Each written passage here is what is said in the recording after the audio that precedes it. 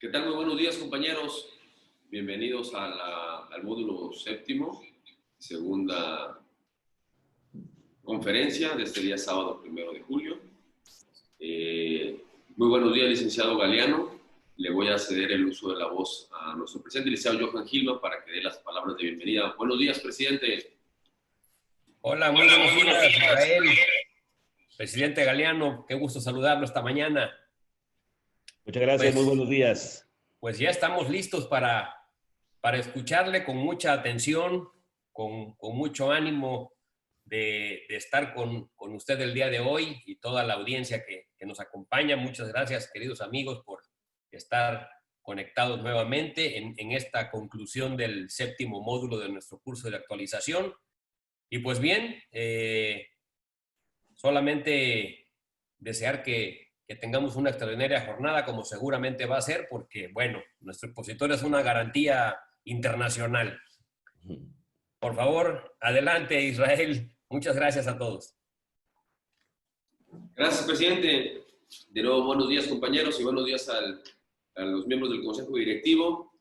Si me permite, licenciado Héctor, leer un breve resumen de su currículum.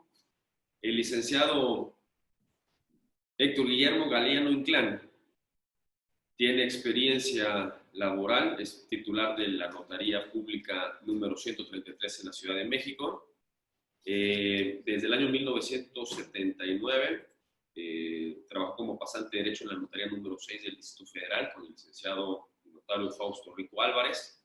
De 1981 al 1983 estuvo como pasante de Derecho con el licenciado Humberto Quirós.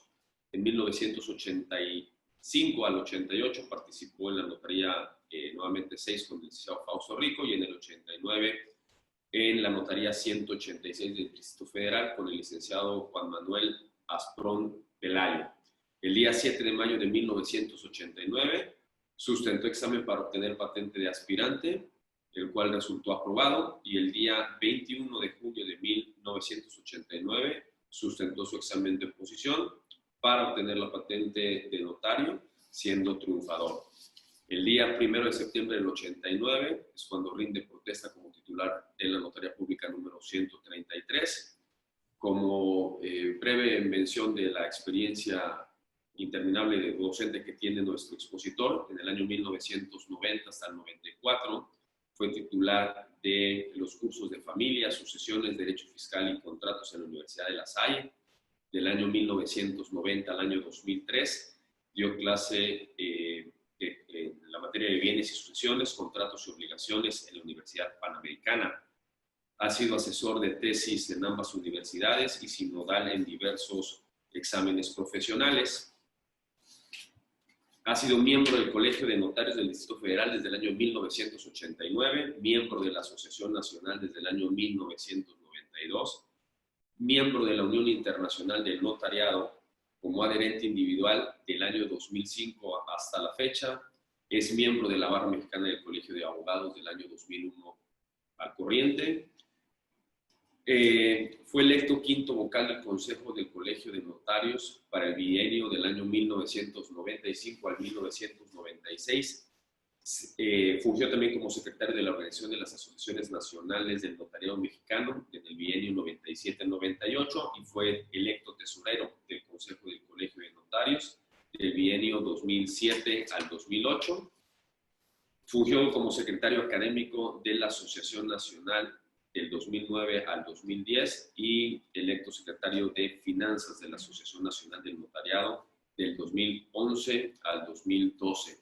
El licenciado Héctor, como bien conocemos y bien sabemos, ha dado un sinfín de conferencias y nos ha apoyado de una manera muy amable y muy atenta en todos los cursos que nos ha dado, y pues sabemos que esta no es la excepción. Licenciado Galeano, muchísimas gracias por apoyarnos en este segundo módulo de esta segunda conferencia del séptimo módulo.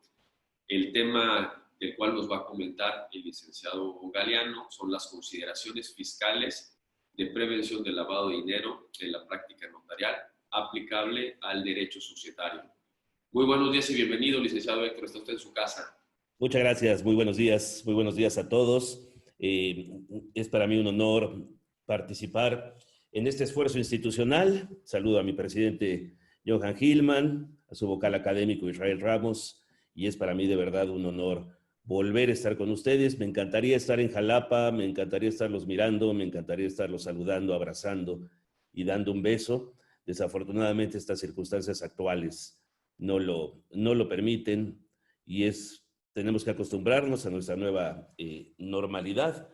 Realmente habrá gente que ya haya experimentado siempre esto y haya sido una forma normal de exponer. Hay quienes dan clases de cocina, hay quienes dan clases de arte, hay quienes dialogan desnudos. En fin, hay una serie de aprovechamientos que existen de esta nueva tecnología.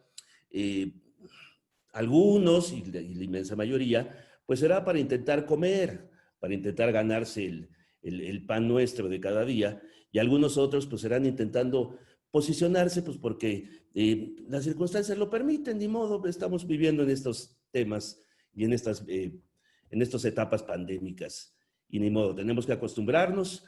Aquí estoy a sus órdenes, vamos a intentar tener un buen curso.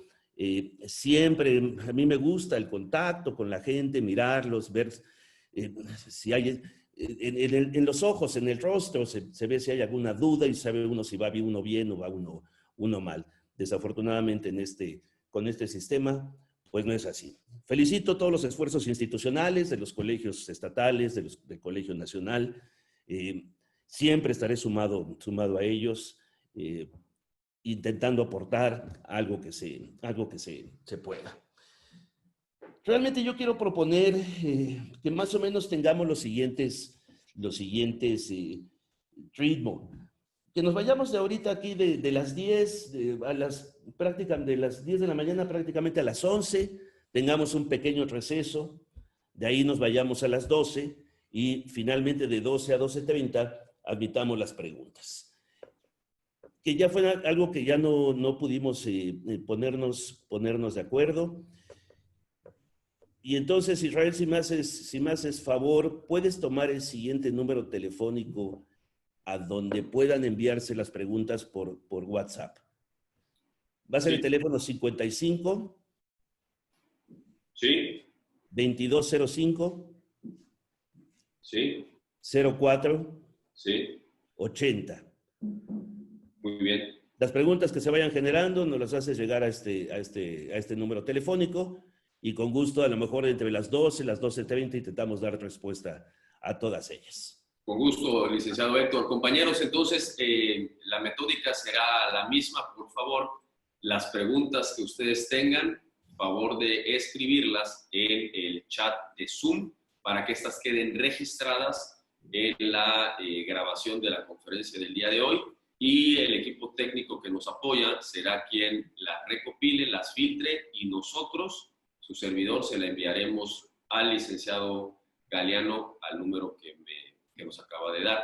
Insisto, o repito, perdón, las preguntas que ustedes tengan, como se ha venido manejando en los demás módulos, favor de redactarlas y realizarlas, enviarlas a través del chat de esta conferencia de Zoom para que quede como constancia en las grabaciones y nosotros nos encargaremos de reenviársela al teléfono del licenciado Galeano conforme ustedes las vayan mandando.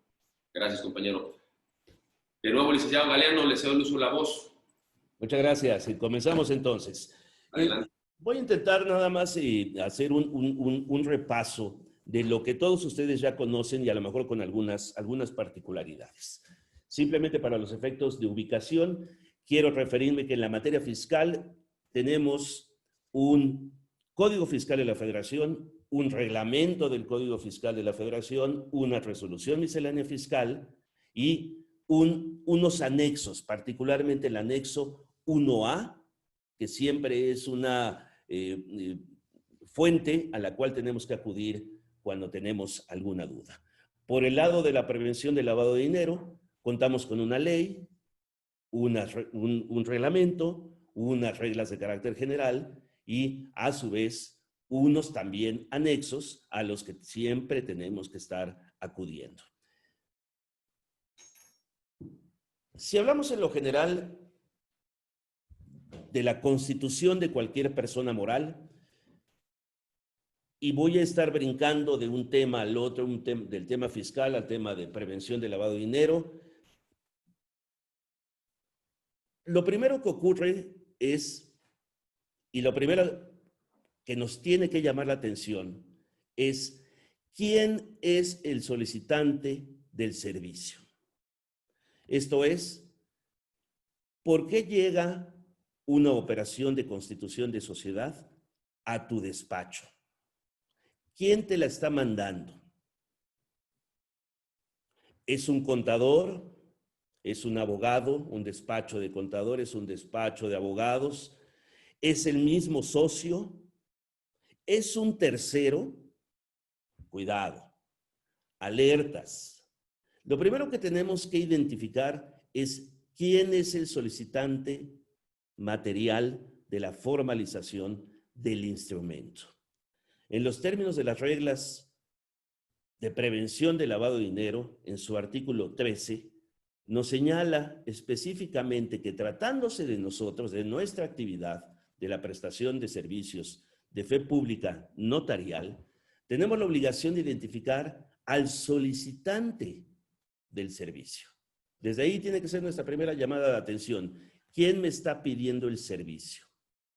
Y desde ahí empezar a pensar si de casualidad no estamos expuestos a ser utilizados, a ser una herramienta para el logro de finalidades posteriores.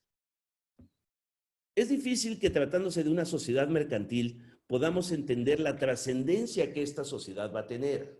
En el momento que la estamos constituyendo, realmente carecemos en lo general de todos los elementos para poder desprender si el día de mañana no va a ser una facturera. El problema es que si esta sociedad se transforma en una facturera, con el paso del tiempo, seremos nosotros mismos involucrados en las investigaciones del caso.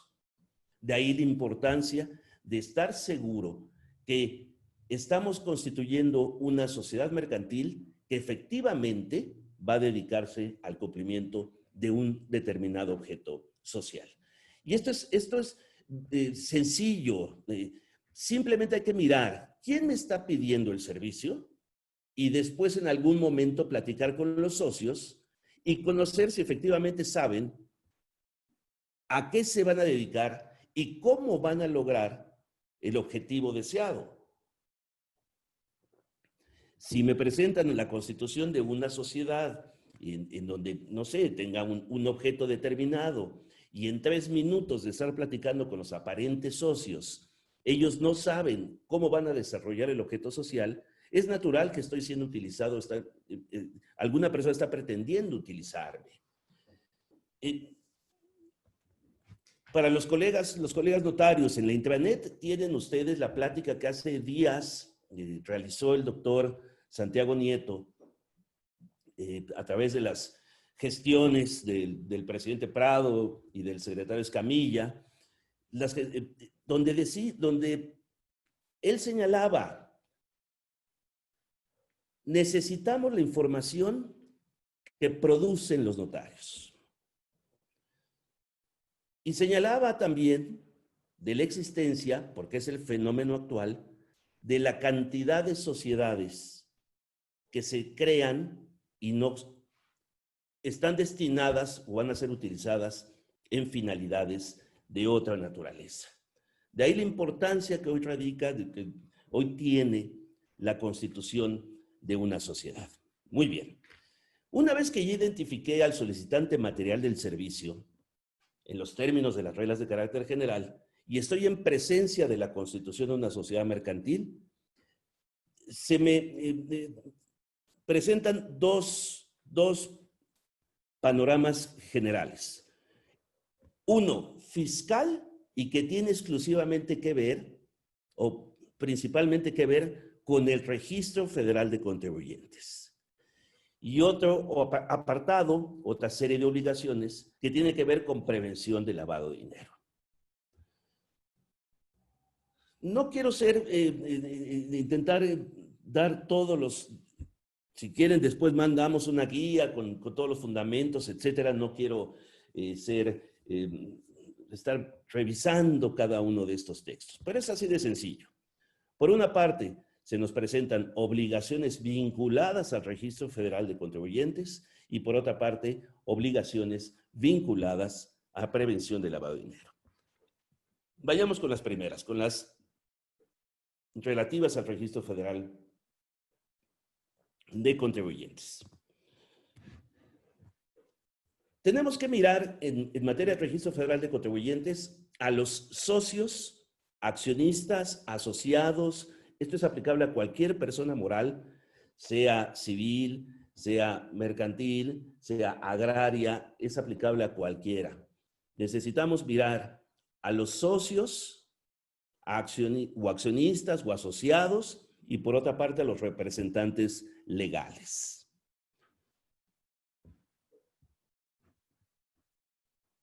¿Qué tengo que pedirles? Tengo que pedirles a todos, para quitarme de problemas, su constancia de situación fiscal o su cédula de identificación fiscal, pero de preferencia la constancia de situación fiscal. Oiga, notario, es que fíjese que no estoy dado de alta. A ver, cuando llegue usted a intentar dar de alta la sociedad en el Registro Federal de Contribuyentes, lo primero que le van a pedir es que el socio esté dado de alta en el Registro Federal de Contribuyentes. Entonces, ¿para qué me voy por la sencilla? Ah, no, sí, no se preocupe, firme usted aquí y después se va a topar usted en el Registro Federal de Contribuyentes con el problema de que no puede dar de alta a la sociedad mientras usted no esté dado de alta. ¿Sí me estoy explicando? Tenemos que mirar que nuestra función, nosotros somos los generadores de un documento, de un instrumento que tiene que ser útil.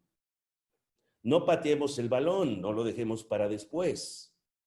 De una vez generemos un documento útil para que el prestatario del servicio pueda continuar con su proyecto y no regrese con nosotros. Porque nuestro documento, desafortunadamente, ustedes lo conocerán como muy perfecto, ustedes lo verán muy bien hecho, pero ese documento va a ser calificado por un sujeto en una ventanilla. Y ese sujeto va a decir, no, hombre, su notario está mal. Y va a regresar tu cliente contigo y te va a decir, oiga, ya me cobró usted y me hizo usted este trámite o este documento y no me fue útil. Entonces, ¿cuál es la reflexión? Para generar una constitución de sociedad, todos los socios, accionistas, asociados, en fin, contratantes, todos deben encontrarse dados de alta en el Registro Federal de Contribuyentes y exhibir, de preferencia, su constancia de situación fiscal. De no tenerla, bueno, su cédula de identificación fiscal. No tiene ningún sentido realizar actas constitutivas donde no se cuenta con esta información.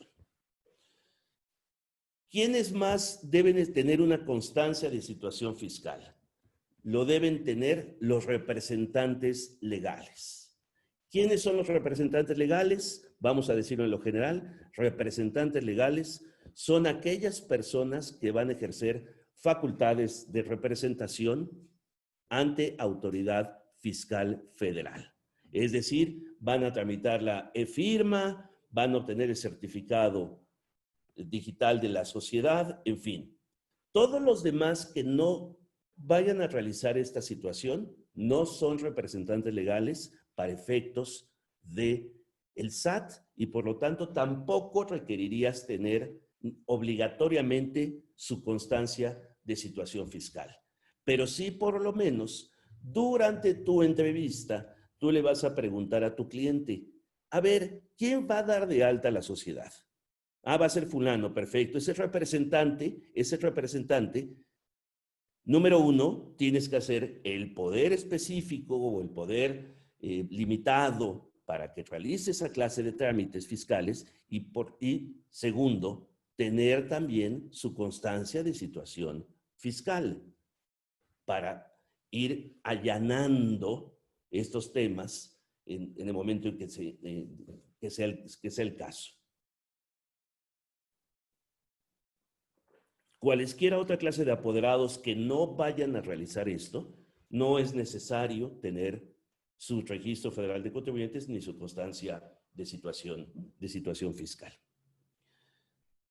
Ahora bien, ¿qué debo hacer en el instrumento con esta materia de los representantes? Señalaré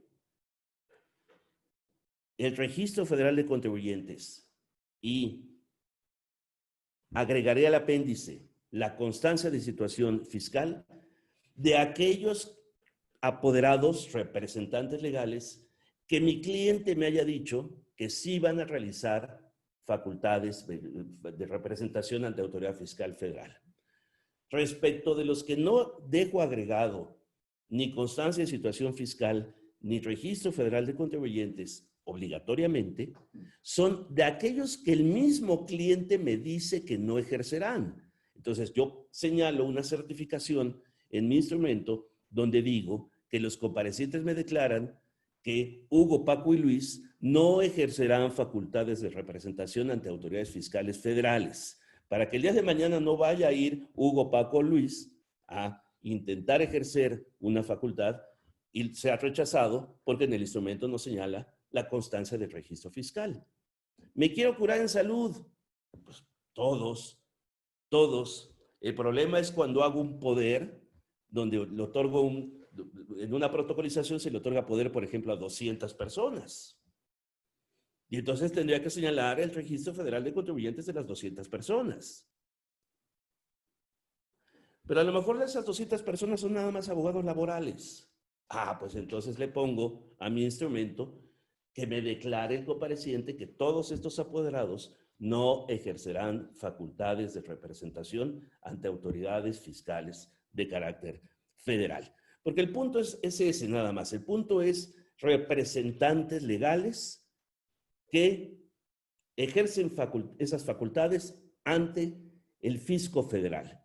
Incluso el SAT tiene un registro de apoderados donde cada uno de esos apoderados puede inscribirse y ya dejar su representación establecida para ulteriores trámites. Entonces, Registro Federal de Contribuyentes nos importa para socios y accionistas y representantes legales. Y nos importa tanto en la constitución como en la protocolización de una asamblea. En ambos casos nos importa. Alguien muy vivo puede decir que esto no es aplicable a las RUAs, es decir, a las resoluciones que unánimemente toman los accionistas fuera de una asamblea. ¿Por qué? Porque la ley fiscal señala específicamente protocolización de actas de asamblea. Y entonces alguien muy vivo dice, no, pues eso no es aplicable a las RUAs. O dicho de otra forma, ¿qué pasa cuando se otorga un poder que no deriva de una protocolización? Comparece el representante de una determinada sociedad y otorga un poder a una persona que va a ejercer facultades de representación ante autoridad fiscal federal. Exige la ley que señalemos el Registro Federal de Contribuyentes y justifiquemos agregando al apéndice la constancia del registro fiscal. No lo exige la ley. ¿Pero qué crees? Que tu poder va a ir a presentarse ante la autoridad fiscal y no se lo van a admitir. Entonces, ¿para qué nos hacemos? Que le vamos a decir al cliente, mire, no es cierto, la ley no dice eso, peléese usted con el de la ventanilla. O mejor le evitamos el problema al cliente. Y de una vez ponemos y señalamos el Registro Federal de Contribuyentes, aunque no sea necesario. No sé si me estoy explicando. Entonces, tratándose de la constitución de sociedad, todos los socios y accionistas y representantes legales que vayan a ejercer facultades de representación ante Autoridad Fiscal Federal requieren exhibir y acreditar su registro federal de contribuyentes, el que se acredita con la constancia de situación fiscal. En la protocolización de actas de asamblea y resoluciones unánimes, por analogía, aunque sé que las disposiciones fiscales son de aplicación estricta, por analogía práctica, en lo general debo contar con todas las claves del Registro Federal de Contribuyentes y acreditar con constancias de situación fiscal. Sin embargo, tratándose de la protocolización, sí puedo dejar de tener una constancia de situación fiscal y un registro federal de contribuyentes, y actualmente ya no tengo que dar aviso a través del portal del SAT por la no exhibición de constancias de identificación, de constancias de situación fiscal. Ese anexo ya dejó de existir para protocolizaciones, no para constitución de sociedades. Pero que les vuelvo a repetir, es inútil, es ocioso omitir el Registro Federal de Contribuyentes, salirme por la sencilla, cuando llegue al Registro Federal de Contribuyentes, intentar darse de alta, no lo van a dar de alta mientras no estén dados de alta los socios. Entonces, hagamos un trabajo útil. No tiene ningún sentido constituir esa sociedad mientras no se den de alta previamente. Ahora sí, regresamos a nuestro artículo en lo general. Regresamos a nuestro artículo 27, recién estrenado artículo 27 este año. En lo general se reestructura el artículo 27 del Código Fiscal para decir exactamente lo mismo que antes decía, simple y sencillamente con otra forma de expresarse. Este artículo 27 es fundamental, donde nos indica: a ver, notario, tú vas a tener 3 obligaciones en lo general. De una no la voy a tratar porque no tiene sentido. Tú, notario, tratándose de una constitución de persona moral, vas a tener la obligación de exigirle a tu prestatario del servicio que te compruebe dentro del mes siguiente que ha presentado su solicitud de inscripción.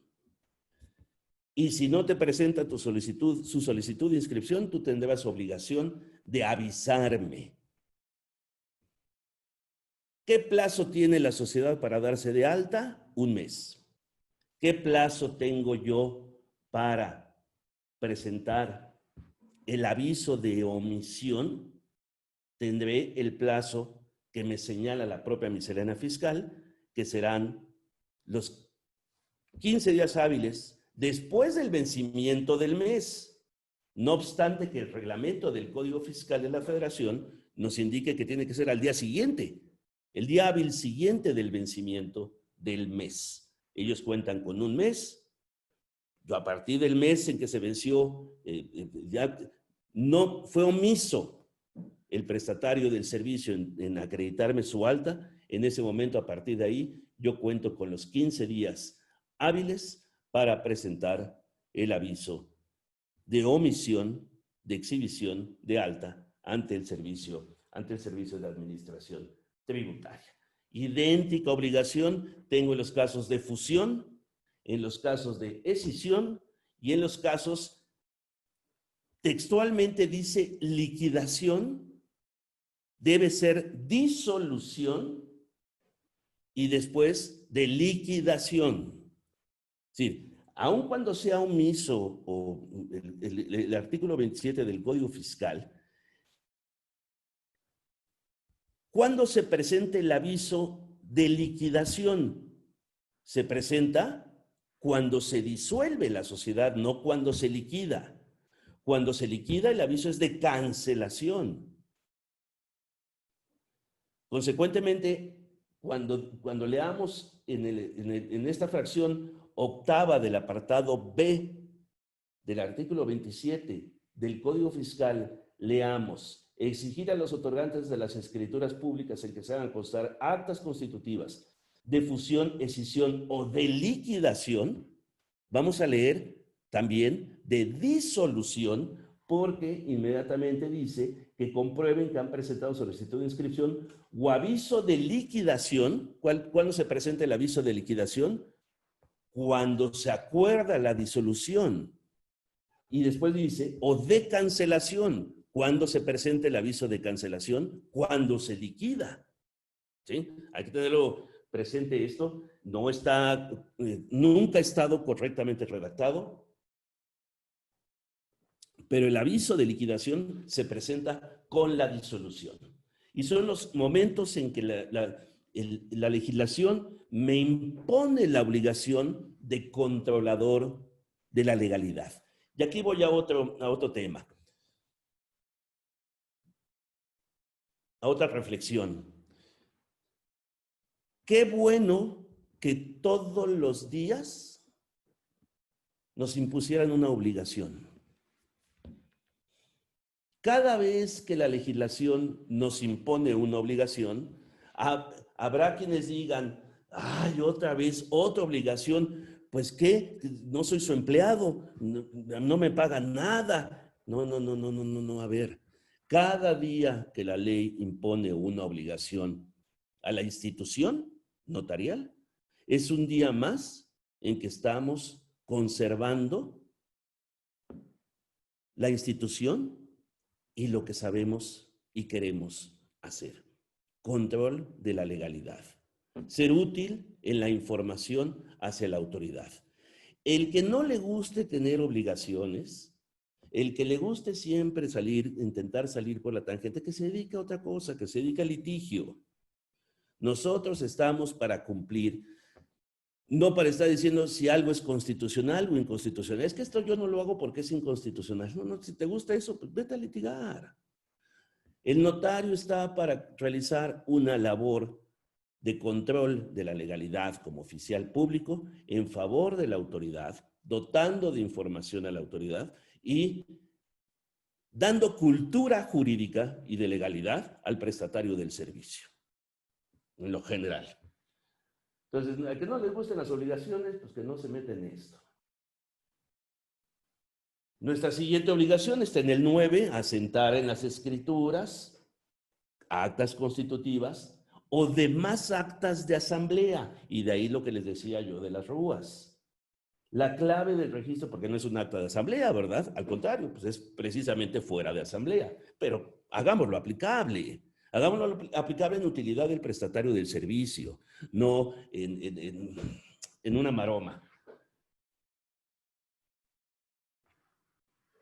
Asentar en las escrituras la clave en el Registro Federal de Contribuyentes de cada socio y accionista o representante legal. Esos son nuestros sujetos, los que tenemos que estar siempre mirando. Verificar que dicha clave aparezca en los documentos señalados, cerciorándose que la misma concuerda con la cédula respectiva. Esto es lo que nos señala el artículo 27 del Código Fiscal como obligación primordial en materia fiscal. Ahora, en materia de prevención de lavado de dinero. A ver, ¿por qué a veces relajamos un poquito nuestra actitud? Porque sabemos que no vamos a presentar ningún aviso. Si yo les pidiera a ustedes decir, les preguntaría, ¿cuántas sociedades que ustedes hayan constituido han rebasado 697,212 pesos de capital? Estoy seguro que me dirán que ninguna. Y lo mismo yo, ¿eh? O sea, normalmente nuestras sociedades se constituyen con capitales, a veces por tradición de 50,000 pesos y a veces, pues ya podríamos llegar a decir, mira, vengo a constituir una sociedad con 2 pesos, que la cual entraría inmediatamente en causal de disolución y liquidación, porque su capital social no alcanza ni para pagar los honorarios, ni para pagar el costo de la escritura. Entonces entraríamos en una causal de disolución. Pero ninguna sociedad en lo general va a tener un capital social de 697,212 pesos. Entonces, si no tiene un capital de 697,212 pesos, no será objeto de aviso. Eso no quiere decir que no sea una actividad vulnerable. Yo les quiero sugerir que revisen el layout del llenado de una sociedad, de la constitución de una sociedad, como si fueran a dar ustedes el aviso. ¿Y qué se van a encontrar? Lo que me refería al principio. La primera pregunta es, ¿quién te solicitó el servicio? Vamos a pensar, y siempre he puesto este ejemplo. Vamos a pensar que llega un sujeto y les dice, oiga, notario, ayúdeme a constituir estas 20 sociedades. Y les da todas las instrucciones para la constitución de esas 20 sociedades, quiénes van a ser los socios en cada una, etcétera, etcétera, etcétera, etcétera. Ustedes están felices porque de repente les han caído 20 sociedades. Al paso del tiempo, estas 20 sociedades están vinculadas al Billy Álvarez. Digo, nada más para poner un caso reciente, ¿no? Y estas sociedades fueron factureras.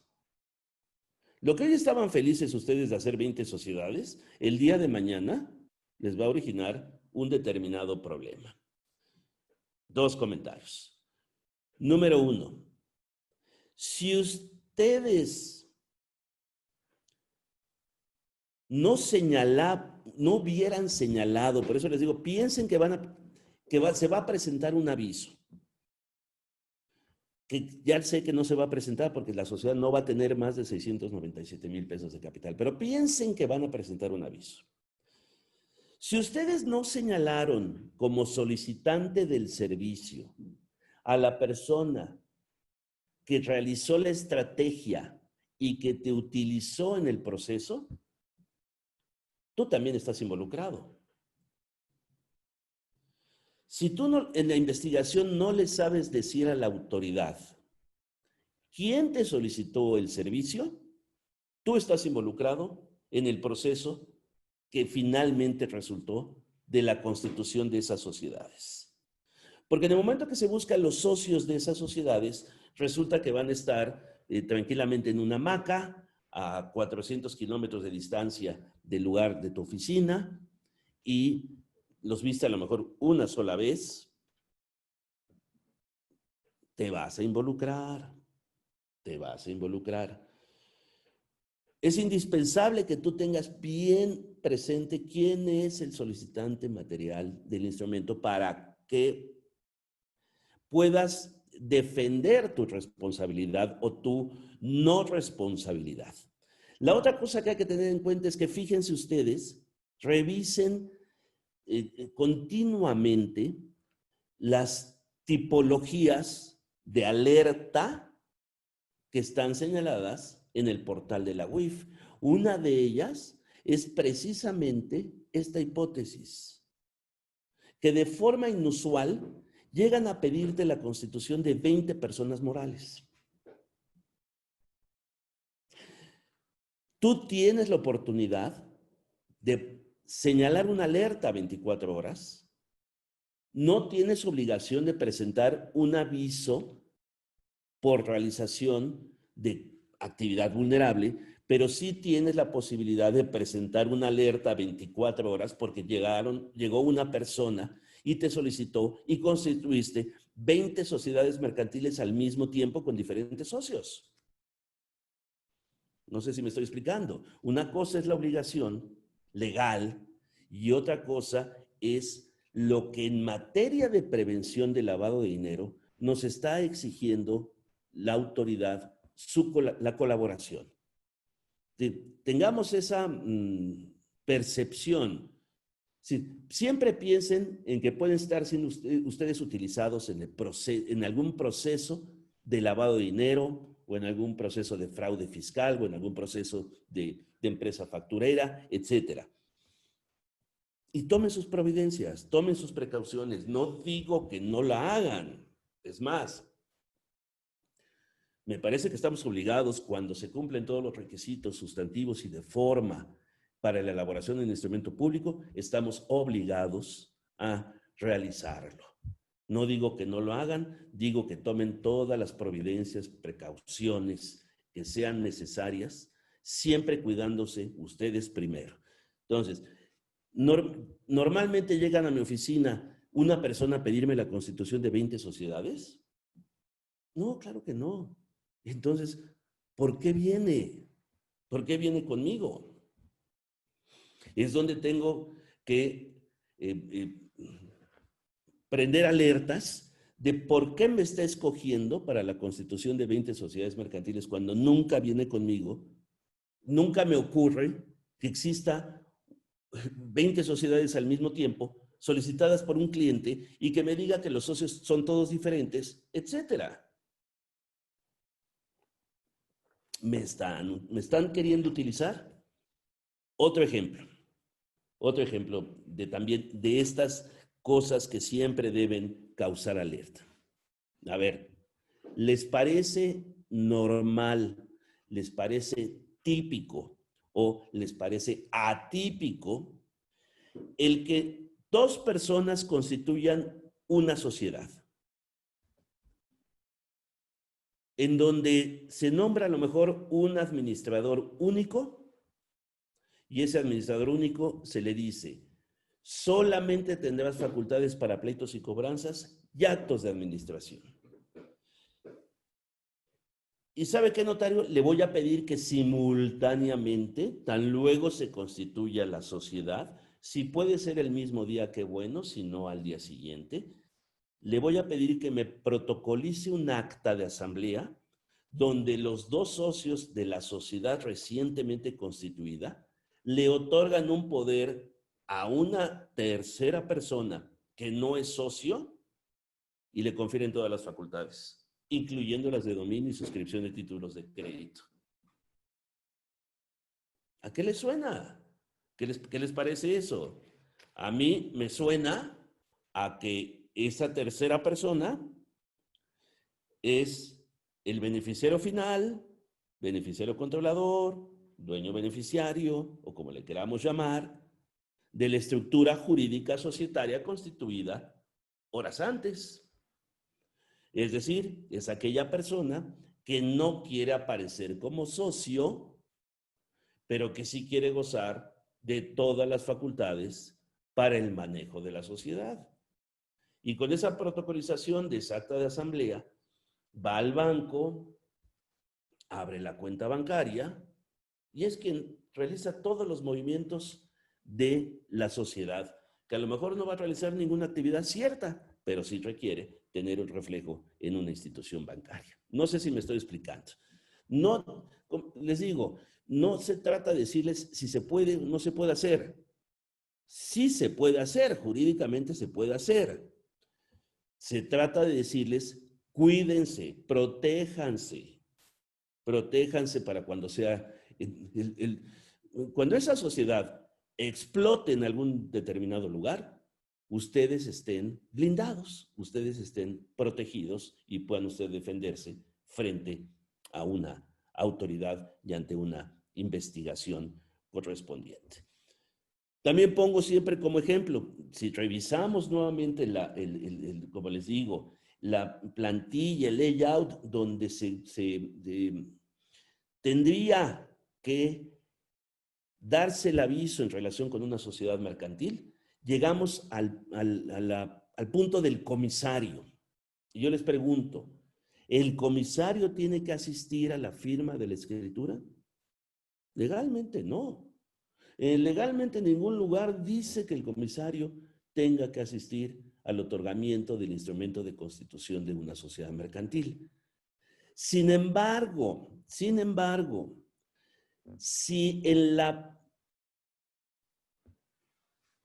tuviéramos que dar aviso a través del portal de prevención, tuviéramos que dar aviso, el comisario tiene que ser notificado. Si el comisario tiene que ser notificado, yo tengo la obligación de procurar tener la información de que el comisario es real. Vamos a pensar que llegan dos socios y les dicen a ustedes, oiga, quiero que... ¿Quién va a ser el comisario? Y les dicen, el comisario va a ser Andrés Manuel López Obrador. ¿Le creen? Y si te digo, va a ser Francisco Rodríguez González, ¿a ese sí me crees? Entonces parece que sí necesitamos, yo no sé si que comparezca o no, pero por lo menos saber que existe a través de que los socios te presenten la identificación, comprobante de domicilio, como si estuvieras generando un expediente único de identificación de otra persona involucrada en la constitución de la sociedad. ¿Sí? Porque a eso voy. ¿De qué se trata? Desde el momento en que estoy constituyendo una persona moral, la actividad, mi actividad, es vulnerable.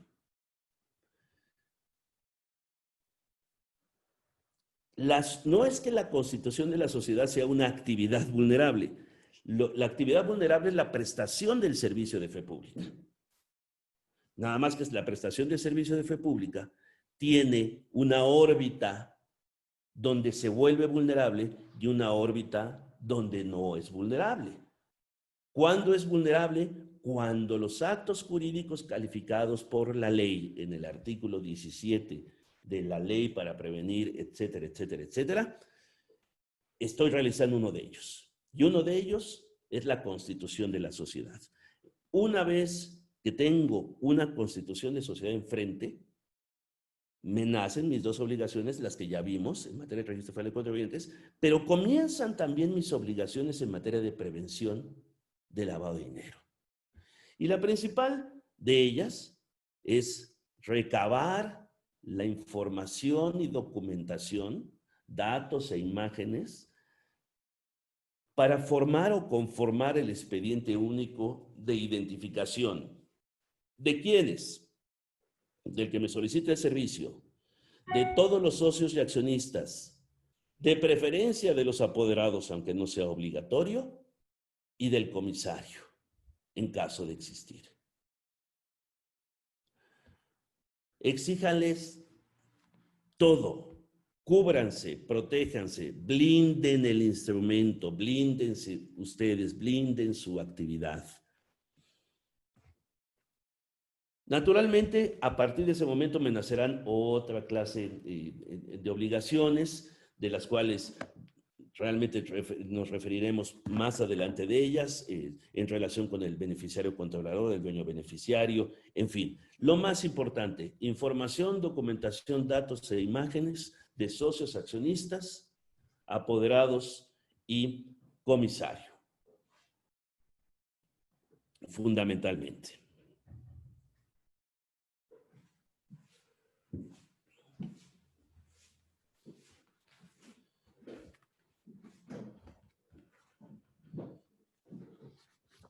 ¿Cuáles son estas actividades societarias que me imponen o que hacen que mi actividad se vuelva vulnerable como prestación del servicio? Si revisamos nuestro artículo 17, fracción 12, apartado A de la Ley para prevenir e identificar operaciones con recursos de procedencia ilícita. En materia societaria, que es de lo que estamos tratando, el inciso C me señala la constitución de personas morales en general. Por eso les digo, es aplicable a cualquiera, civil, mercantil, agraria, con fines de lucro, sin fines de lucro, lo que quieran. Constitución de persona moral. Su modificación patrimonial derivada de aumento o disminución de capital social, fusión o escisión, y la compraventa de acciones y partes sociales de tales personas. Siempre me ha dado mucha risa que el legislador siempre ha creído que las acciones y las partes sociales, su transmisión se hace ante notario. Y nunca ha sido así, pero bueno, ojalá algún día efectivamente sea, y este país prosperaría y contaría con mayor información para la autoridad.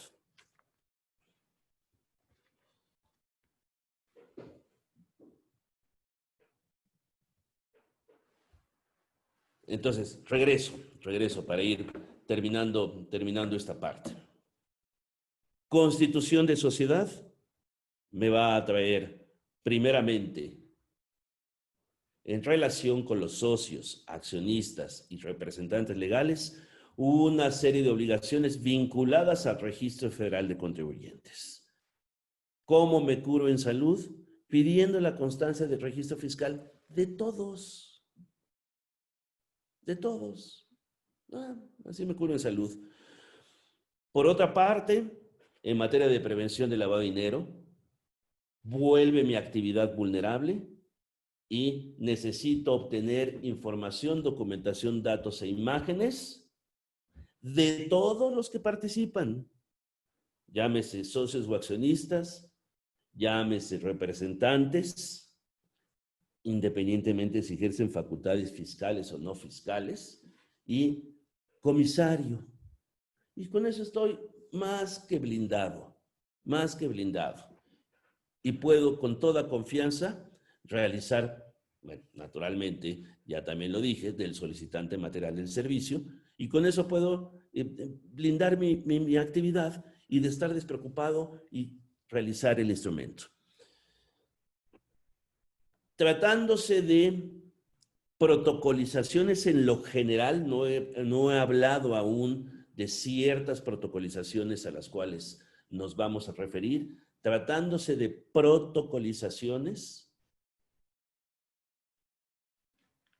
también entraré en un tema vinculado al Registro Federal de Contribuyentes, donde tendré que pedirle al delegado me exhiba las constancias de situación fiscal de todos los socios. Por excepción, diría yo, no me voy por la sencilla. Primero los pido y los trato de obtener. Por excepción, si de algún socio o accionista no me puede exhibir su constancia de situación fiscal, señalo en el instrumento, yo sí prefiero señalarlo en el instrumento, que le solicité su registro federal de contribuyentes o su constancia de situación fiscal y que no me la proporcionó. Y antiguamente teníamos que dar un aviso, el día de hoy ya no tenemos que dar ese aviso en los términos de la resolución miscelánea fiscal. Si esta protocolización es señalada como modificación patrimonial derivada de aumento o disminución de capital, fusión, escisión y compraventa de acciones y partes sociales, entonces mi actividad aparentemente, y digo aparentemente por las razones que después me referiré, aparentemente mi actividad nuevamente se vuelve vulnerable. Así las cosas. Constitución de sociedad siempre es una actividad vulnerable.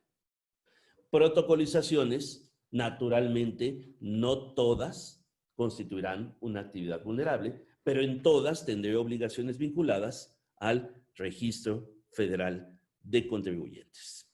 Hasta aquí vamos más o menos bien.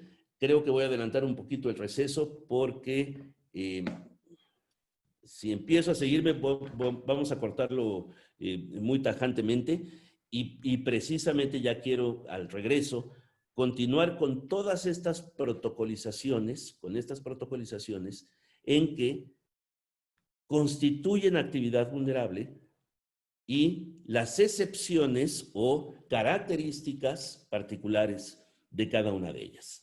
Entonces, si ustedes no tienen inconveniente, son las 10:45 en este momento, podemos reanudar a las 11 de la mañana. ¿De acuerdo? De acuerdo, don Héctor. Nos vemos 11 de la mañana, hacemos una breve pausa. Gracias. Gracias. Esto que estoy diciendo rápidamente se resume en un criterio actualmente existente a través del oficio 110A 218-2014, que fue circulado al colegio, a todos los miembros del Colegio Nacional, y en donde precisamente alegamos a la autoridad que si no había inmediatez con las personas que suscriben y pagan el aumento de capital social, esto no podía constituir una actividad vulnerable. Y nos contestaron, esta unidad confirma el criterio arriba transcrito en virtud de que los actos u operaciones que realizan los fedatarios públicos se entenderán como la actividad vulnerable a que se refiere el 17, fracción 2, apartado A, inciso C, cuando el fedatario participe en la celebración de los actos a que se refiere dicho precepto en su carácter de fedatario público. ¿Esto qué es? Palabras más, palabras menos. Si a mí me requieren para dar fe de hechos de la celebración de una asamblea donde se aumenta o disminuye el capital social, entonces sí es actividad vulnerable. Entonces sí constituye una actividad vulnerable. Si a mí nada más me solicitan protocolice un acta de asamblea donde conste el aumento de capital social, no será actividad vulnerable. ¿Qué les recomiendo? Que en sus papeles de importancia, por decir algo, localicen este oficio, porque si llega un verificador, si desafortunadamente tienen una visita de verificación y empiezan a revisar el protocolo y se encuentran un aumento de capital social, les van a decir, a ver, tus expedientes únicos de identificación. Y si tú no sabes defenderte diciendo, a ver, permíteme, esta no es una actividad vulnerable en los términos del oficio 110A 218 del 2014, donde la Unidad de Inteligencia Financiera confirma el criterio en el sentido de que no constituye actividad vulnerable porque no estoy participando en la celebración del aumento de capital social, pues me van a sancionar, porque no me supe defender. Búsquenlo en la intranet, los notarios, búsquenlo en la intranet del Colegio Nacional y localicen esta circular y téngala siempre a la mano en el momento de una visita de verificación. Entonces, el aumento de capital social o la disminución de capital social, cuando solo se trata de un acto de protocolización, no constituirá una actividad vulnerable. Recordemos, por otro lado, que la ley de prevención tiene dos grandes apartados. Número uno, el cumplimiento de una serie de obligaciones, por una parte, y por otra parte, la restricción del uso de efectivo. Son dos temas completamente separados.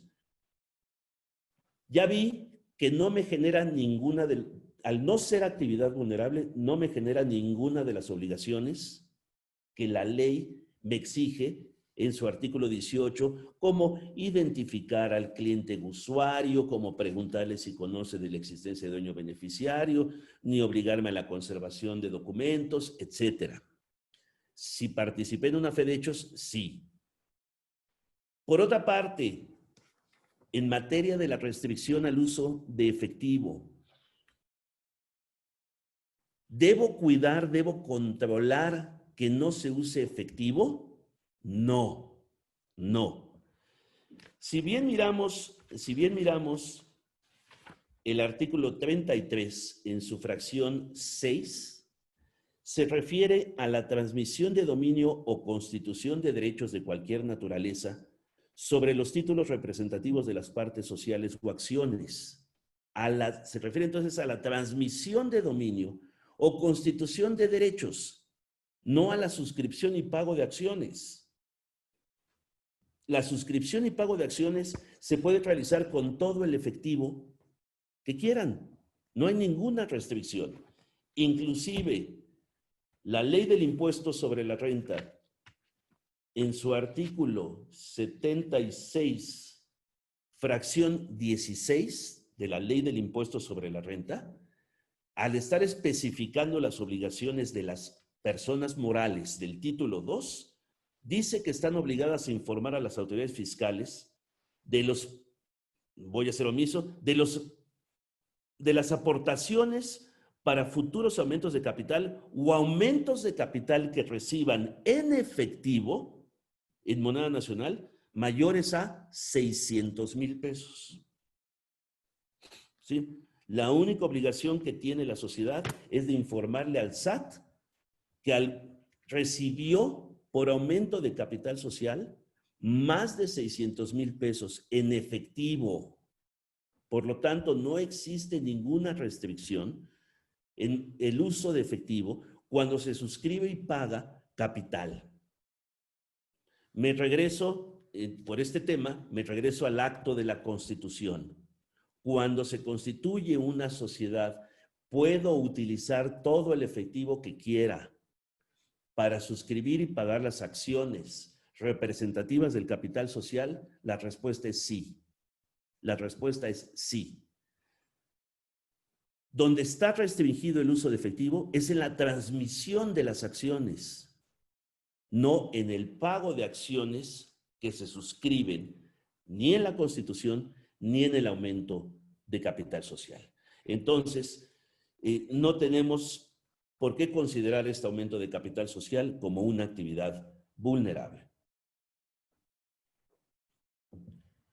Hace días una colega de otra entidad estaba muy mortificada diciéndome no presenté el aviso por aumento, no presenté un aviso por actividad vulnerable. Le dije, a ver, ¿de qué se trata? Ya me dice, es un aumento de capital social que nada más protocolicé. Ah, perfecto, no tenías ni que presentar aviso.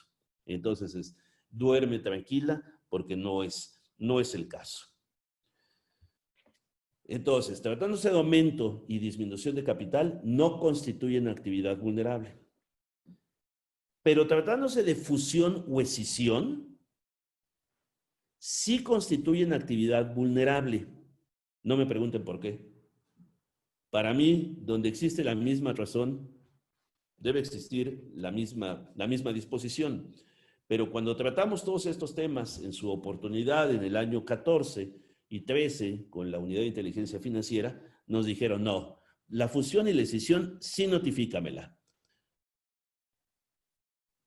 Les expresamos, ¿para qué te la notifico si ya la conoce el SAT? No hay fusión o escisión que no tenga que pasar por el control del SAT. Y les dijimos, para mis fines, para nuestros fines, nosotros estamos actuando exactamente igual que en un aumento o disminución de capital social. Es decir, no estoy yo participando en la fusión, no estoy yo participando en la escisión. Dijeron, estas se quedan.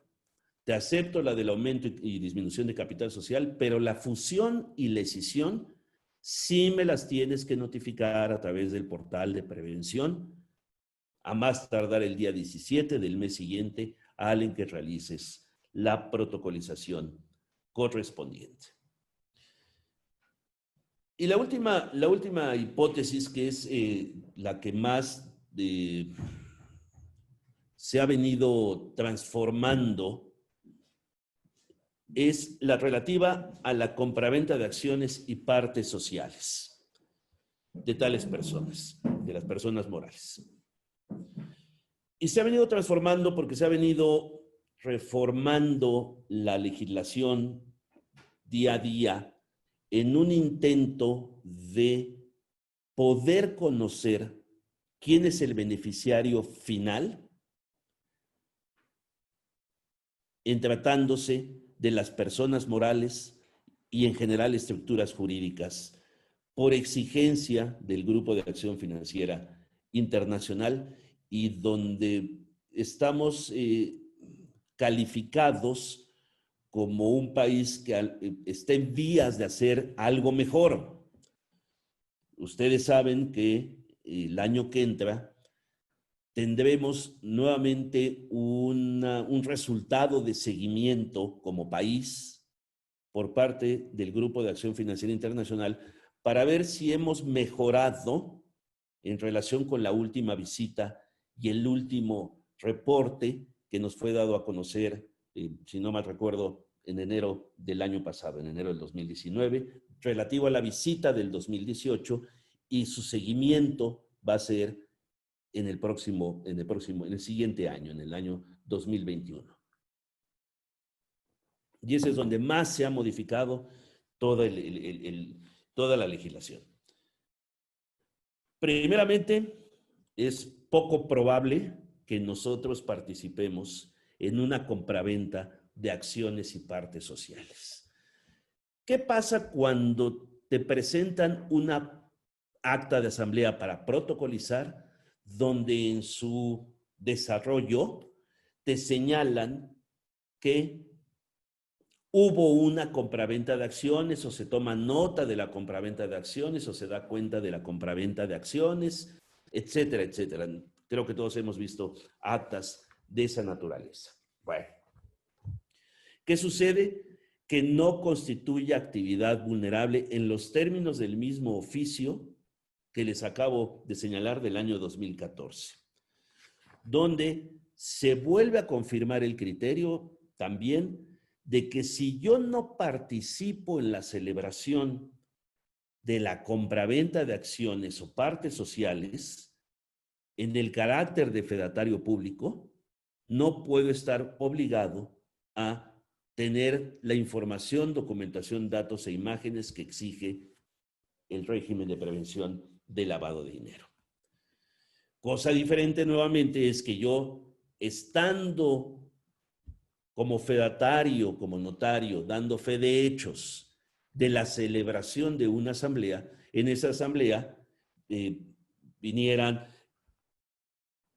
en ese momento ocurriera que dos personas se ponen de acuerdo en la compra y venta de acciones. Ahí sí tengo que parar la celebración de la asamblea para obtener toda la información, documentación, datos e imágenes relativos a esa compraventa de acciones. Si solamente estoy protocolizando un acta donde detalla que hubo una compraventa de acciones, no constituye actividad vulnerable para los efectos de la ley, primeramente. ¿Qué pasa cuando me traen un documento de compraventa de acciones para el reconocimiento de firma? Constituye actividad vulnerable. Es decir, no importa que no se esté otorgando una escritura pública de transmisión de la acción, basta con que me sean presentados para reconocimiento de firma para que constituya actividad vulnerable, aunque solamente se presente el comprador o solamente se presente el vendedor. Con el que tenga yo inmediatez es de quien yo debo formular o formar un expediente único de identificación. Y aquí sí ocurren los dos apartados, es decir, por un lado, generar un expediente único de identificación con todas sus características y por otro lado, cuidar de la restricción del uso de efectivo. Para la compra de acciones, no puedo utilizar más allá de 200, prácticamente 79,000 pesos en efectivo. Y quedo obligado a controlar que no se ocupen más de esta cantidad en la compraventa de las acciones. Lo haga yo a través de un reconocimiento de firmas, lo haga yo a través de una escritura pública de compraventa de acciones, o lo haga yo teniendo solo la presencia del vendedor, o lo haga yo teniendo solo la presencia del comprador de tales acciones. Aquí sí no hay duda alguna en que constituye una actividad vulnerable. Y ahora, la legislación ha venido dando pasos para intentar llegar a conocer quién es el beneficiario final de las personas morales.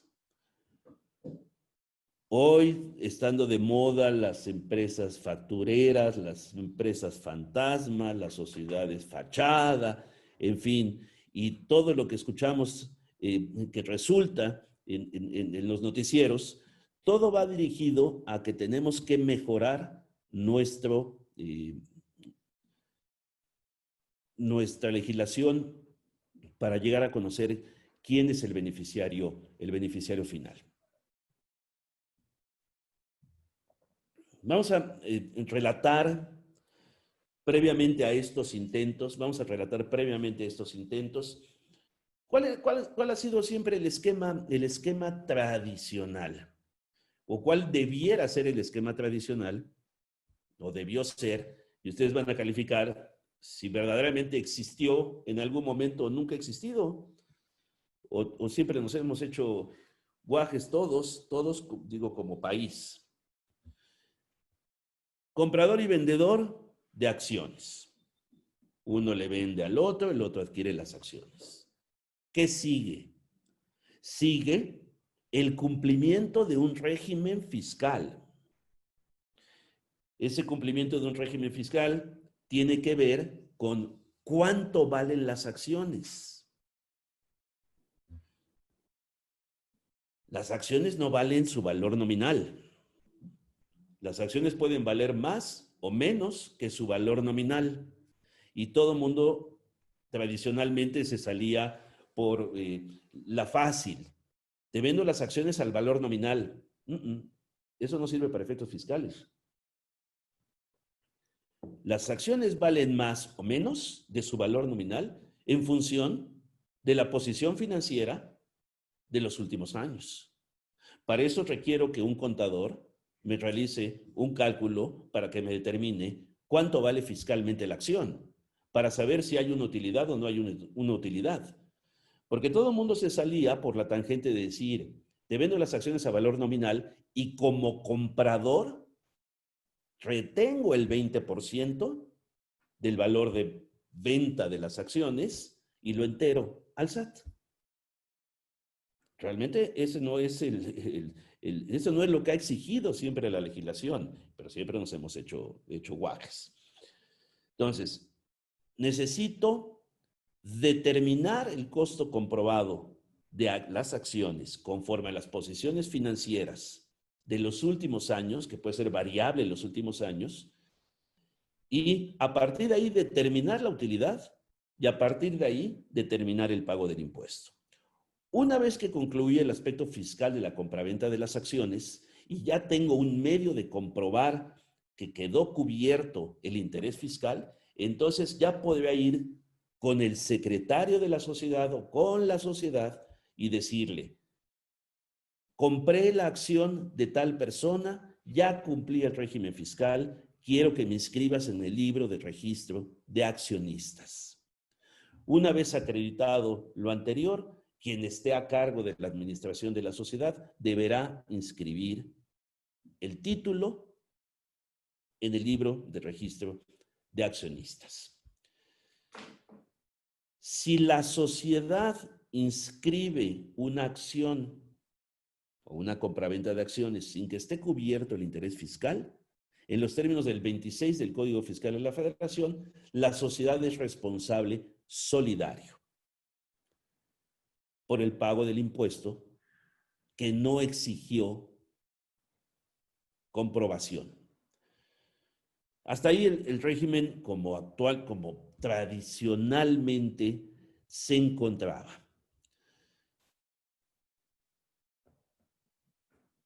Después, y muy recientemente, prácticamente con efectos a partir del diciembre del 18, se reforma la legislación mercantil, la legislación de sociedades mercantiles, y se establece una nueva forma de publicitación de una compraventa de acciones, tanto y solamente aplicable a la sociedad anónima y solamente aplicable a la sociedad de responsabilidad limitada, donde señalan que una vez hecho el registro del accionista, una vez que se haya cumplido todo lo anteriormente platicado, la sociedad deberá publicar en el PCM, en el portal de sociedades mercantiles, el asiento relativo a la transmisión de acciones que se hizo constar en el libro de registro de accionistas. Pero sin sanción, sin sanción. No tiene ninguna sanción el no realizarlo. Por lo tanto, no creo que haya generado el debido efecto. No me consta, pero no creo que esté el portal de sociedades mercantiles lleno de publicaciones de esta naturaleza. Como no dio el efecto, no se generó el efecto adecuado a mi parecer, a partir de este año viene la disposición fiscal y el artículo 27 del Código Fiscal incorpora para las personas morales, en el 27 apartado B, que es el catálogo general de obligaciones, incorpora una nueva obligación: presentar un aviso en el Registro Federal de Contribuyentes, a través del cual informen las personas morales el nombre y la clave del Registro Federal de Contribuyentes de los socios o accionistas cada vez que se realice alguna modificación o incorporación respecto a estos, en términos de lo que establezca el reglamento de este código, que aún todavía no establece nada, el reglamento no se ha tocado. Entonces, cada vez que hay un cambio de accionistas, ya sea por una transmisión de acciones o ya sea por aumento de capital social, por eso tiene los dos actos que constituyen modificación o que constituyen incorporación, la persona moral contribuyente está obligada a notificar al SAT que se realizó esta modificación por transmisión de acciones o esta incorporación por aumento de capital social. En ese orden de ideas, si me regreso un poco, acto jurídico de compraventa de acciones, cumplimiento del régimen fiscal, inscripción en el libro de registro de acciones, notificación al portal de sociedades mercantiles y ahora notificación al SAT. La resolución miscelánea fiscal, como naturalmente es más fácil poner todo en una resolución miscelánea fiscal que es dictada por el jefe del servicio de administración, en este caso la jefa del servicio de administración tributaria, es más fácil ponerlo allí que intentar pasar por una reforma del reglamento que sí tiene que llegar hasta el Poder Ejecutivo. Entonces, ¿cuál es la forma más sencilla? Pues a través de la resolución miscelánea fiscal. ¿Y qué digo en la resolución miscelánea fiscal? Digo, en la regla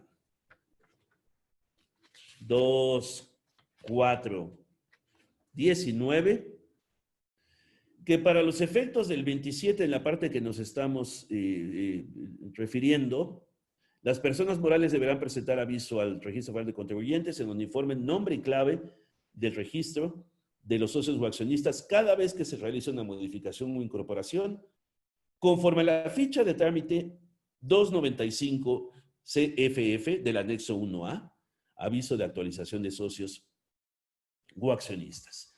Y en esta ficha nos dice, bueno, antes de lo que nos dice, bueno, ya nace la obligación a través del Código Fiscal y la resolución miscelánea fiscal dice, todas las personas morales que no tengan actualizada la información en el Registro Federal de Contribuyentes deberán hacerlo antes del 30 de junio de este año. Y luego, cada vez que haya una modificación o incorporación de socios en la sociedad, contará con un mes la persona moral para notificarle al SAT este cambio de socios. Y la ficha de trámite 295 del anexo 1A de la resolución miscelánea fiscal exige, para poder presentar ese aviso, un documento protocolizado y digitalizado ante notario.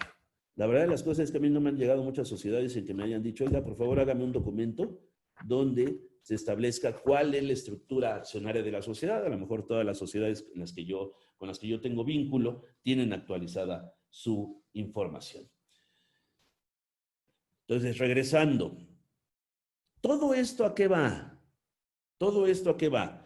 Probablemente participemos en alguna mínima parte, probablemente no nos toque participar en ninguna parte del proceso de compraventa de acciones. Pero ¿todo esto a qué va? Todo esto va a intentar identificar al beneficiario final.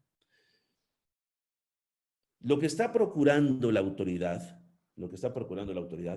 es contar con la certeza de quiénes son los socios o accionistas de las personas morales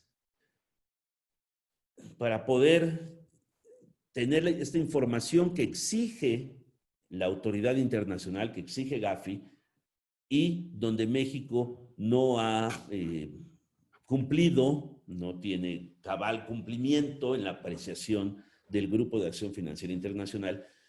Y por eso esta serie de modificaciones a la legislación que lleven al conocimiento de quién es el beneficiario final, el cual naturalmente se complica en el momento en que hay una estructura, una piramidación de personas morales, donde una persona moral tiene como socios o accionistas a otras dos personas morales, y después de estas dos personas morales tienen como accionistas a otras personas morales, y donde se trata de difuminar efectivamente quién es el beneficiario final, persona física.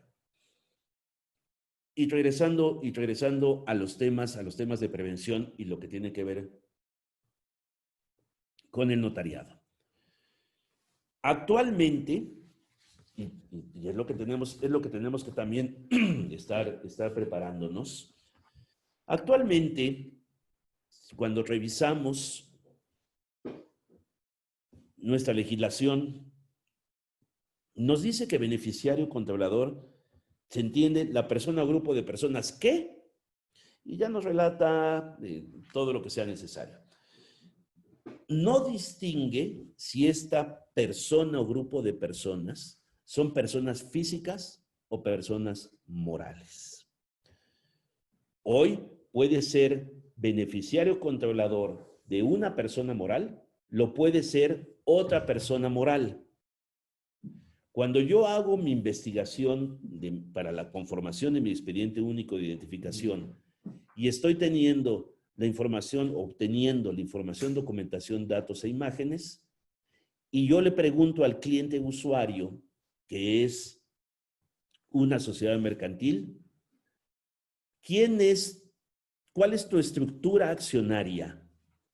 Y en esa estructura accionaria me deriva un accionista, persona moral, con el 99% de las acciones, y otra persona moral con el 1% de las acciones, ahí terminó mi búsqueda actual.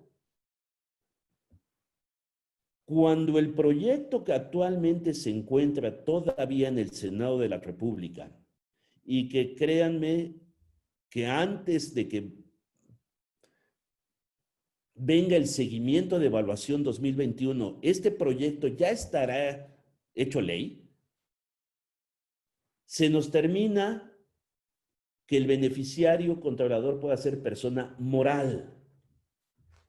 Todos los beneficiarios controladores o beneficiarios finales, que ahora se van a denominar así, beneficiarios finales, tendrán que ser personas físicas, lo cual va a traernos a nosotros un trabajo de tener que integrar un expediente único de identificación de otra forma.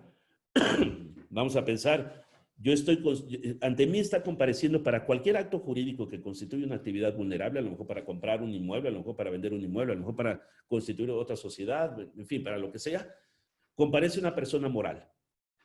¿Qué es lo que yo tengo que hacer con esa persona moral? Forzosamente y necesariamente, detrás de una persona moral, debemos terminar en una persona física. Beneficiario final que tiene el control de esa persona moral. Si esa persona moral a su vez está constituida por dos sociedades que son también personas morales, no me bastó con pedir la estructura accionaria de los accionistas del cliente usuario. Voy a tener que trasladar mi investigación a pedir la estructura accionaria de estas dos personas morales. Y si de estas personas morales a su vez están constituidas por personas morales, voy a tener que investigar y pedir la estructura accionaria de estas personas morales, hasta terminar y localizar personas físicas que tengan el control. Y el control entendido como actualmente está en el 3 de la ley para prevenir, de la ley federal para la prevención e identificación, como está entendido el control, con la única diferencia de que no va a ser ya el 50%, sino va a ser el 25%. Cualquier persona que tenga el 25% será beneficiario final para los fines del régimen de prevención. Eso es lo que va a ocurrir. ¿Y cuál es la otra cosa que va a ocurrir? La otra cosa que va a ocurrir y que ya viene integrado en el proyecto de ley es tener que investigar también quiénes son personas expuestas políticamente. Se está elaborando ya en este momento una lista, digamos, de los cargos que a nivel nacional puedan llegar a constituir personas expuestas políticamente.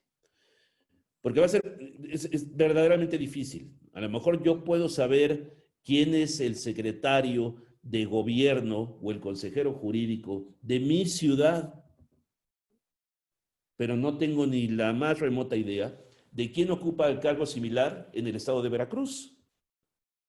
E igualmente les va a suceder a ustedes. Ustedes saben perfectamente quién ocupa ese cargo en el estado de Veracruz, pero no tienen ni pálida idea de quién lo ocupa en la Ciudad de México. Entonces, cuando llega a comprar una persona expuesta políticamente, ¿cómo voy a saber que se trata de una persona expuesta políticamente?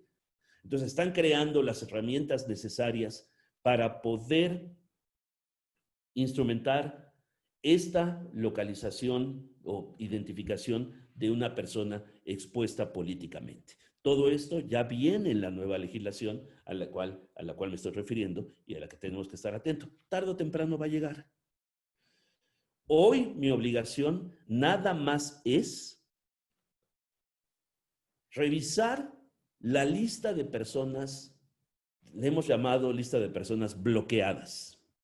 Pero ojo, hay dos cosas.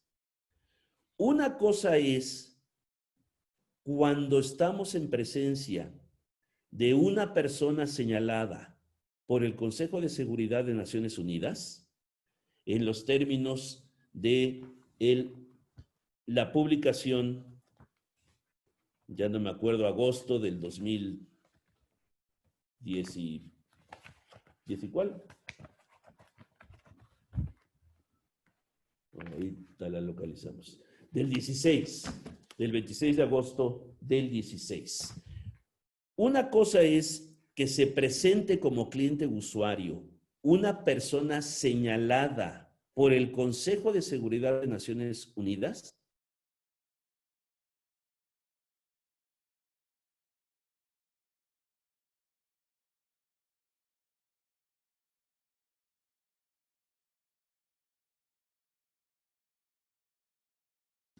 De 6, donde el entonces titular de la Unidad de Inteligencia Financiera nos da a conocer a la población en general los nombres de los individuos y entidades que se encuentran dentro de las listas derivadas de las resoluciones XXX del Consejo de Seguridad de Naciones Unidas, y se hace del conocimiento de la población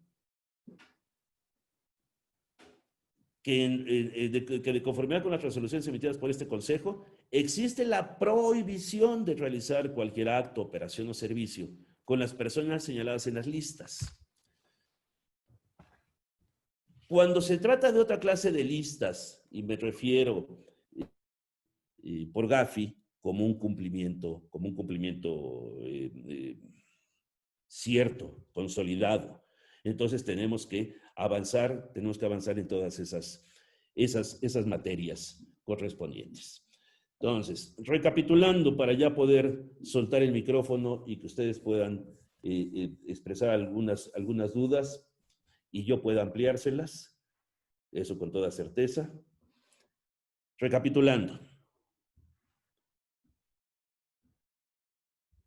Constitución de sociedad, obligaciones vinculadas al Registro Federal de Contribuyentes y obligaciones vinculadas al régimen de prevención de lavado de dinero.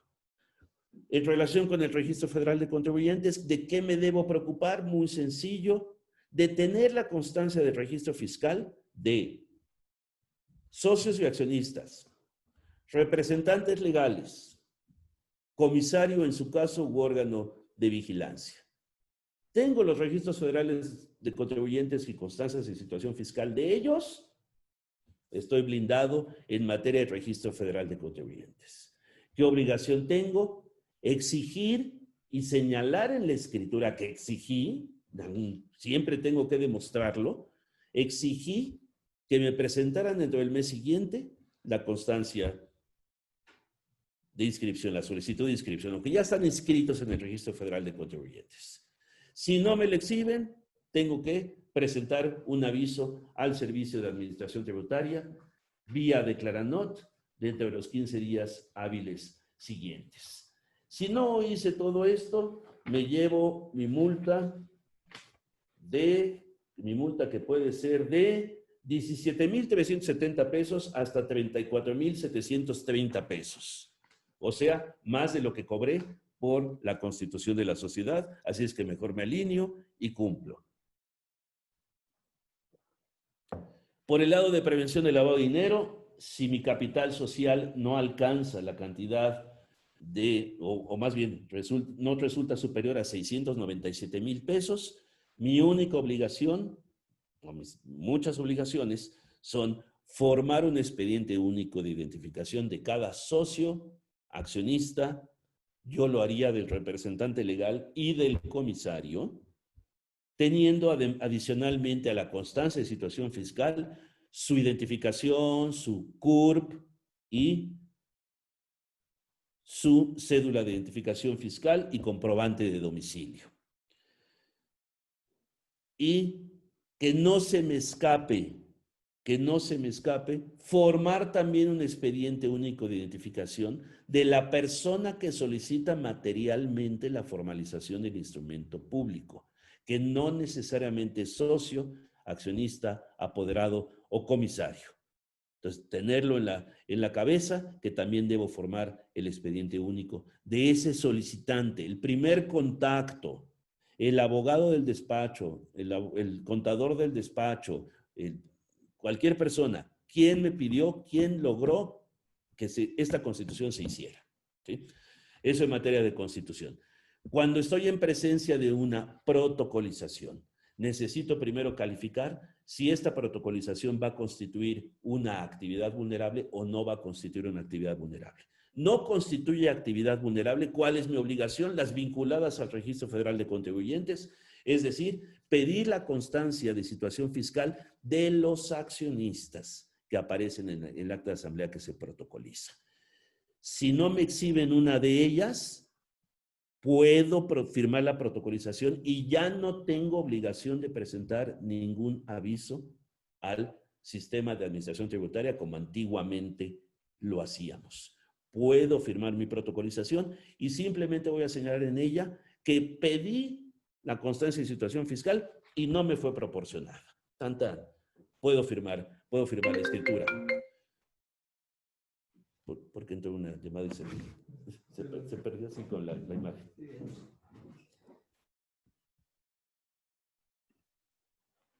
Gracias. Perdón, dejé de mirarlos por una llamada que entró. Si la protocolización constituye una actividad vulnerable, es decir, estoy en presencia de una fusión, de una escisión, estoy en presencia de estos actos, tendré obligaciones nuevamente las mismas vinculadas al Registro Federal de Contribuyentes, pero además tendré la obligación de presentar un aviso al portal de prevención cuando el acto u operación exceda de estos 697,000 pesos y tendré que formar el expediente único de identificación de la forma en que más completo sea. ¿Qué les recomiendo? A veces nos da un poquito de flojera revisar estos temas. ¿Qué les recomiendo? Cuando se trate de una protocolización, y naturalmente constitución, que va a tener un reflejo en el Registro Federal de Contribuyentes, como puede ser el cambio de denominación, como puede ser el cambio de domicilio, como puede ser el aumento de capital, como puede ser la transformación, como puede ser la fusión, la escisión, la disolución, la liquidación. Vean y revisen las fichas de trámite fiscal del anexo 1A de la resolución miscelánea fiscal. Y con eso les va a decir exactamente qué le va a pedir el dependiente, el de la ventanilla, le va a pedir a tu cliente. Y entonces tú blindas tu instrumento con toda la información y documentación que le va a pedir el de la ventanilla. Así le estás generando un instrumento útil, le estás generando un instrumento que le va a servir y no va a regresar a tu oficina a calificarte de ignorante porque el de la ventanilla le dijo, su notario es re güey, le faltó esto. Entonces, cuando hagamos una protocolización que tenga que ver y va a traer una consecuencia y un efecto en el Registro Federal de Contribuyentes, asómense a la ficha de trámite fiscal del anexo 1A. ¿Y qué otra cosa les recomiendo? No hay que confiar en la memoria. Si voy a realizar un acto que constituya actividad vulnerable, voy a calificar a la persona del cliente usuario o del dueño beneficiario y le voy a pedir lo que me dicen los anexos 3, 4, 5, 6, 7, etcétera, de las reglas de carácter general a que se refiere la ley federal para la prevención e identificación de operaciones con recursos de procedencia ilícita. No confiemos en la memoria. Ahí están las herramientas para poder otorgar y prestar un mejor servicio. Tengan siempre a la mano el 1A de la resolución miscelánea fiscal, donde están todas las fichas de trámite fiscal y donde está toda la documentación e información que se va a pedir, y tengan a la mano los anexos de las reglas de carácter general para que digan, mi cliente o usuario es persona física, a ver, ¿qué le tengo que pedir esto? Es persona física nacional mexicana con condición de estancia permanente, ¿qué le tengo que pedir? Se trata de una persona moral mexicana, ¿qué le tengo que pedir? Se trata de una persona moral extranjera, ¿qué le tengo que pedir? No confiemos en la memoria porque algo vamos a dejar a lo mejor en el olvido. La recomendación es esa.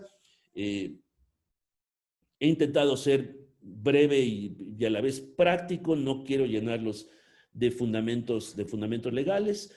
Quizá a lo mejor pueda en pocos días concluir algún tipo de guión de guía de lo que hemos platicado, para mandárselos allá al estado de Veracruz y esté a la disposición de ustedes.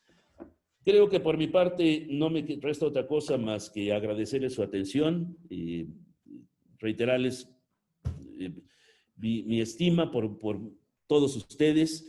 Tengo grandes amigos allá en el estado de Veracruz que no voy a mencionar porque no se me van a sentir otros que no mencione.